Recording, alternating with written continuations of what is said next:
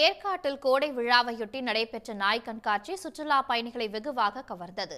இதில் காவல்துறை மூப்ப நாய்களின் சாகசங்களும் இடம்பெற்றன. ஏழைகளின் ஊட்டி என வர்ணிக்கப்படும் ஏற்காட்டில் 47வது கோடை விழா மலர் கண்காட்சி கடந்த 22ஆம் தேதி முதல் கோலாகலமாக நடைபெற்று வருகிறது.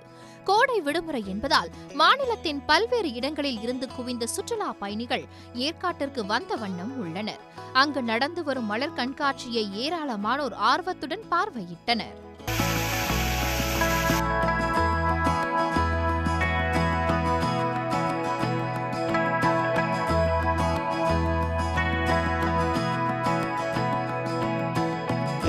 இந்நிலையில் மலர் கண்காட்சியை காண வந்தவர்களை மகிழ்விக்கும் வகையில் நடைபெற்ற நாய் கண்காட்சி சுற்றுலா பயணிகளை கவர்ந்தது.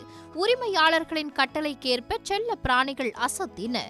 இதில் காவல்துறை மோப்ப நாய்களின் சாகசங்களும் இடம்பெற்றன.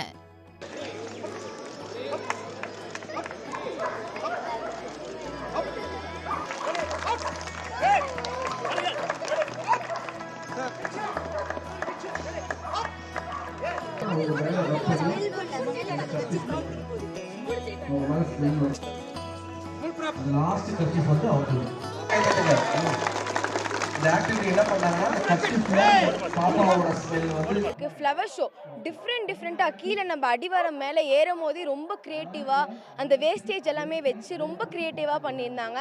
ஸோ இந்த மாதிரி ரொம்ப கண்டிப்பாக நம்ம எல்லாமே வரணும், இதெல்லாம் பார்க்கணும். அது இல்லாமல் போலீஸ் ட்ரைனிங் நாய் எல்லாமே வச்சு டாக்ஸ் எல்லாமே வச்சு ஷோ காட்டியிருந்தாங்க.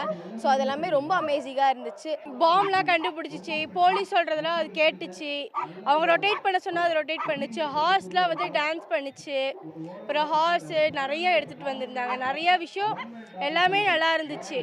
ஏற்காடு கோடை விழா மலர் கண்காட்சி நாளை முடிவடைவதாக இருந்தது. ஆனால் பயணிகளின் வருகை அதிகரித்து உள்ளதால் பல்வேறு தரப்பினரின் கோரிக்கையை ஏற்று மேலும் 4 நாட்களுக்கு நீட்டித்து மாவட்ட ஆட்சியர் பிருந்தாதேவி உத்தரவிட்டுள்ளார். உடனுக்குடன் செய்திகளை தெரிந்து கொள்ள சன் நியூஸ் பெல் ஐகானை கிளிக் பண்ணுங்க.